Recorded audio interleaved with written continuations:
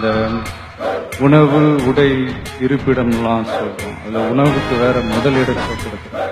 ஆனா அதை கொடுக்குற விவசாயிக்கு பசி ஈஸியா தீந்துறதுனால தான் நாமளும் அவங்கள பத்தி அதிகமா நினைக்கிறது இல்லையா நமக்கு. அதாவது காசு கொடுத்தா கூட சாப்பிட்றதுக்கு எதுவுமே கிடைக்காதுன்ற ஒரு நிலைமை வந்தால் தான் நம்மளாம் புரிஞ்சுக்கணும். இது அவசியம்ன்ற விட அவசரமும் கூட. ஏன்னா ஆல்ரெடி நமக்கு ஆரோக்கியம் இல்லாத உணவு தான் கிடைச்சிக்கிட்டு. இப்போ கூட நம்ம முழிச்சிக்கலன்னு நினைக்கிறேன், அடுத்த சங்கதிக்கு இது கூட கிடைக்காது.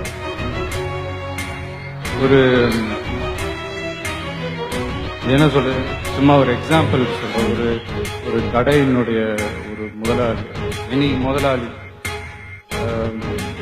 தான் உற்பத்தி பண்ற ஒரு பொருளை இன்னொரு கடையில போய் வாங்க மாட்டேன்.